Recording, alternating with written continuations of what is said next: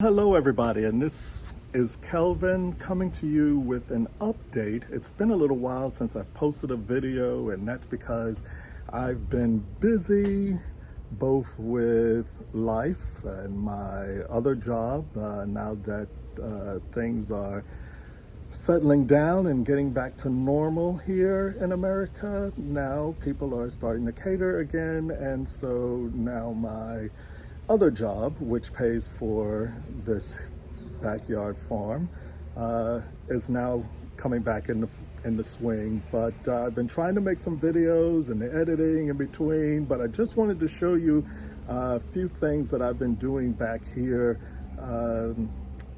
just to keep you updated. So one of the things that I've done is I've taken upon myself to do what I've called a little bit of Beauty and the Fabulous Beast. You decide which one I am. Okay, come on, let me show you some of the things I've been working on. So I'll put a picture up in the video showing what this area used to look like. It was empty with the backs of the tool shed. And one of the things that I decided was that I wanted to have more than just green back here. I wanted to be able to come and sit down and look at some pretty flowers and colors and everything like that, and then invite people over. There's a nice swimming pool, and then that was it. So what I put up was a 10 by 12 hardtop gazebo. And yes, the instructions said requires 2 people, and hard-headed me went on ahead, spent 2.5 days, and I put it up by myself. Thank you very much. Okay, but I don't suggest it. Don't try it. Please listen to the manufacturer. They know what they're talking about. All right, so we went on ahead and we did this, and because of hurricanes and everything, what I did was I took and I anchored the post inside these pots. Found these pots and the gazebo all at Big Lots, and then I filled each pot with 150 pounds of concrete, and then after the concrete, then there was space, and so I put dirt and the plants with some drain holes right at the concrete level. Then Mom and I had taken a trip down to the Keys, because if you live down here in South Florida and you have time on your hands, then the best place to go and get some seafood during the day is to take an 1.5 to 2 hour trip down to the Keys and get some seafood, right? Because I do have time for that. So what I did was we went into this one place, I think it was called Treasure Cove or something like that. But the amazing thing inside there was that they had these walls built on wood and around palm trees and everything down there that just had all these pretty bromeliads. And I too have a bromeliad garden out in front of the house, but I said, well, this is what I can do with the wall to block the tool shed.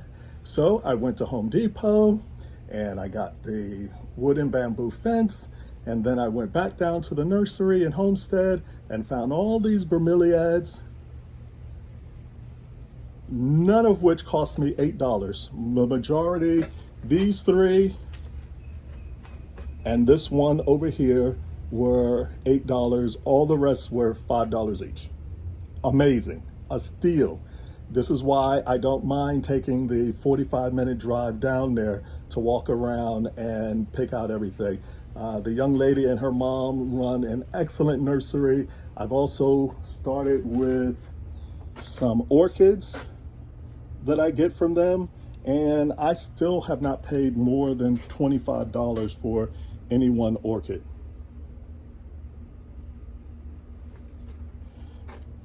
If you'd like to know how I did the wall, just let me know and I'll do that up for you. I've also started getting into air plants because I don't have too much to do I? No, not at all.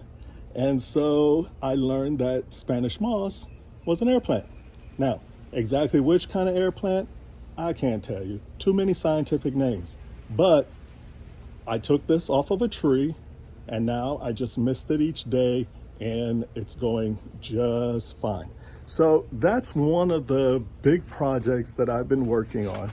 And throughout the yard, I have been taking and doing various little projects with flowers. So as you see over there on the end, I still have one more fence to put up to finish covering the tool shed, and I'm going to go and get some more bromeliads and orchids to hang over there as well, so that we can cover the entire thing, get everything all set and ready to go. So let's take a walk through the actual farm, and I'll show you exactly what I've got growing, and then it'll all make sense as you begin to watch the grow guides coming up in the next few weeks.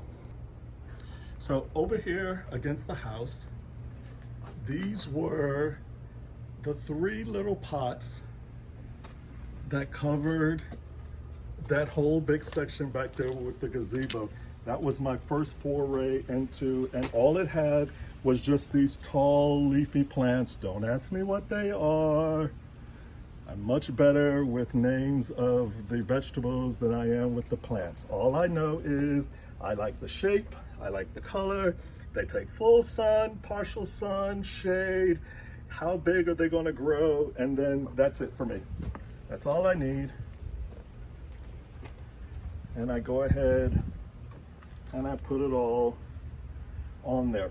One tip for those of you who are wanting to do some simple beautifications that I found was, when you go to Lowe's, they have a section all the way in the back, just like the clearance racks in a department store, where it's not well lit and all out of the way, but on there they have several plants that are no longer good for them to be able to sell, so they still want to get rid of them, so they're greatly reduced. And a lot of those plants that you saw in those pots and everything are all from that. So behind me in the distance there is my makeshift trellis for my intermediate tomatoes that I planted way back in, some of them in October of last year, that are all growing up. And that trellis is 8 foot high, and my one intermediate is already flopping over the top of that. I don't bother with pruning until they get all in my way, or it's dying off, or it's really cumbersome for the other plants around. I'm greedy that way. Just let it grow. Mother Nature says, let her be, so I let her be. On here, I've planted my pineapples, and that little pole there was a part of the screen enclosure that used to cover the swimming pool that I took down in order to make more room for gardening, and now my little gazebo and everything over there. Behind there, I have bulbs planted. I think it was from daffodils, but then also there are sunflowers, so to help make a nice little pretty backdrop for when the whole thing is in bloom. It'll make a good backdrop for when we're sitting at the gazebo. But in here, you'll notice all these pineapple plants that I've got down here.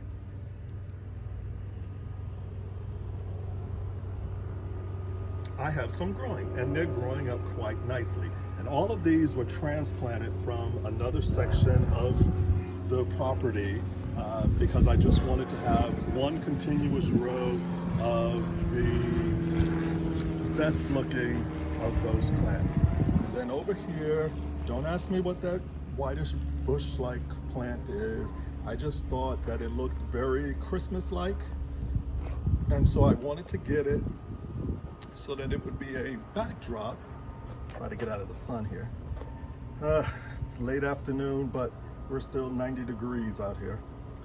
And these are the poinsettias that I bought from Wally World for 75 cents, and then watching various videos of the lovely people on YouTube, I figured out how to cut them back, and now they're growing up nice little bushes. So I figured that this, with the whitish, would look snowy-like, and so hopefully I can follow the steps and get the poinsettias to have the red bracts come this winter, and it'll make a nice little contrast. But also in there, and only one has come up so far, I have planted sorrel. And this is a sorrel plant, and it's actually going to come up quite large. I don't know what I was thinking, and there are more planted along here because I did it like that. So the sorrel plant, from what I understand, is going to grow up to be like 6 by 6, and it'll block this walkway, but that's okay.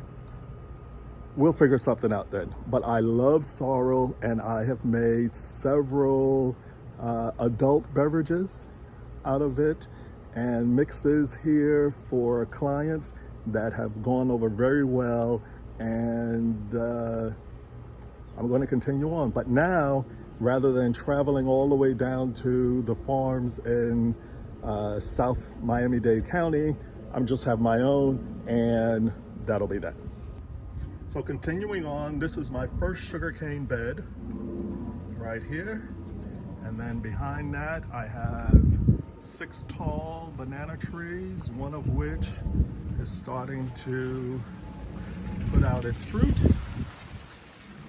And I followed everybody's advice, and I took the old dying leaves off of the banana plant, and I just cut it all up and put it down at the base along with the banana trees from last year, and used that as the fertilizer. And then so now for each tree, and there's 6 of them back here squeezed in this little corner, each one has a pup which will replace it once it has fruited and died and moved on. So I've got the watermelon here, and there'll be a full video on that. The potatoes are now ready to come out. I just snipped off all of its flowers, and I'll pour that out, and you'll see that in the potato video. This used to be the okra bed, but then someone convinced me to grow corn, so I pulled the okra out, transplanted it to over here. They're not doing so well, so I'm going to plant them again, and hopefully they'll do fine. But the corn's already starting to come up, so that's good. In the back there, I've got more sugarcane, because I'm hopefully wanting to make my own sugarcane juice. I've got some leeks here that are coming up, and I need to hill those.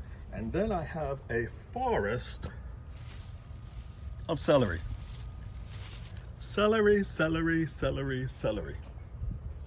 Not sure what I'm going to do with that just yet, but we'll see. Tomatoes.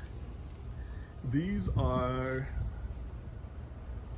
yellow pear tomatoes, and I pull at least 2 pounds per week off of this one plant ever since January.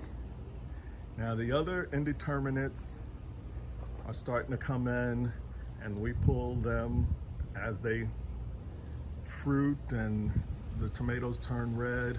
I've also got some another variety of a red cherry. This one here I need to re-trellis, but it's called Candyland, and they are sweet. And that size there, let's see if I can find one for the camera itself. Okay, so that size right there is its full grown size, and it is super, super sweet. Okay, here's another one.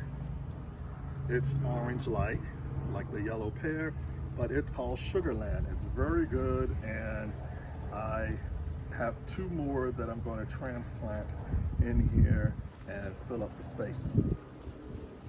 So let's see what else. I've got other tomatoes over here, but I'll show you those later. So what I did was I put up this 8-foot tall semi-trellis out of PVC, and then I had to connect it with a wire during some of the heavier wind days to keep it from being pushed over into the swimming pool.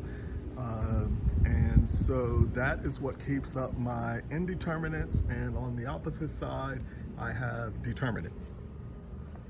So we've got blackberries in their first year, so I'm looking forward to next year.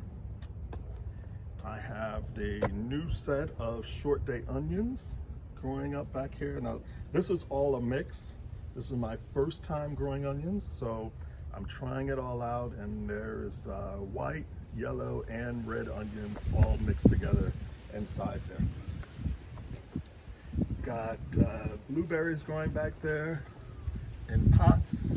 My stevia is starting to flower again, so I'll go ahead and cut that. I'll process some of the leaves, and then I'll propagate some more for some of my friends. This plant here is what they call leaf of life. I'll figure out what to do with these other poinsettias. They too came from Wally World. They were on this nice little background.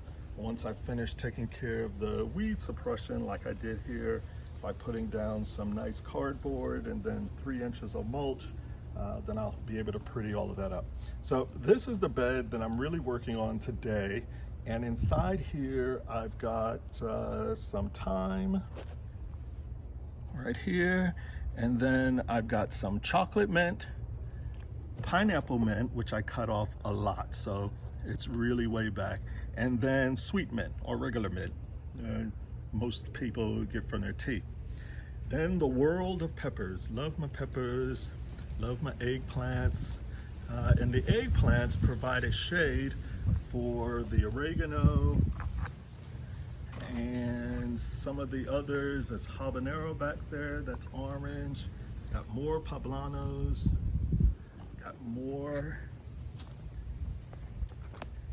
red peppers coming up. I've got some lemongrass here. This is my brand new passion fruit vine. So hopefully I can get this to come up, and if I have success with this one, then I'll get a couple more, and I will make a trellised walkway with passion fruit right over there against the fence.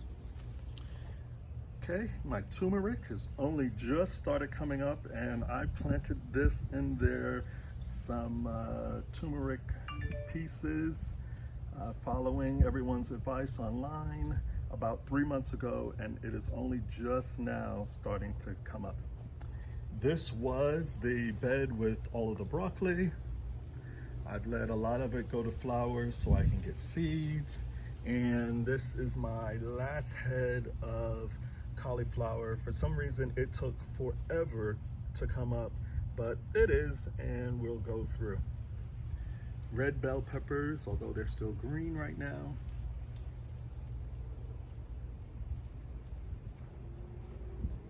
There's a poblano that I need to pick. It's already going red.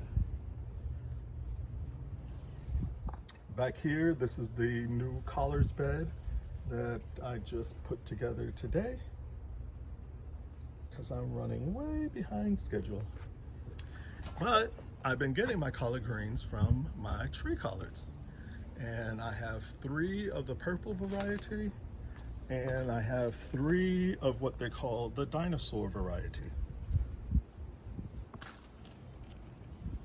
Back here, and the good thing is they get shaded from the intense heat by these yucca trees. So the yucca's underground, and we should have some soon, since now my leaves are starting to yellow, and I can go ahead and harvest that and then plant the new ones, and everything will be good. I've been taking off from my Brussels sprouts. Love, love, love Brussels sprouts. Anything that I can pair with bacon and then it's still good for me is all good for me. Over here, I've got another little makeshift trellis. I used to just grow honeydew and cantaloupe off of this one, but this year I decided to put the sweet potatoes back here because I put the strawberries out there in the front beds. So did the little trellis and everything, and then I got some beans that they call black-eyed Alabama beans. It's actually a lima bean, but it's got a little black eye on it like a black-eyed pea. And now they've grown up and wrapped themselves all around the sweet potato vines and have grown, and now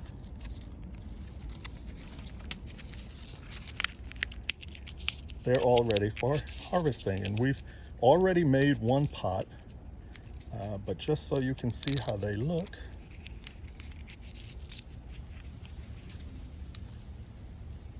see? So it looks like a black-eyed pea, but it's actually a lima bean, and they are very good. Like I said, these are very, very good, and once they cook, then you lose that black eye. So I guess that's why it's not a black-eyed lima bean in the store or anything like that. But I got these from what is it? I think it's Baker Creek. The website is rareseeds.com, and I'll put that in the description down below. An excellent place for ordering seeds.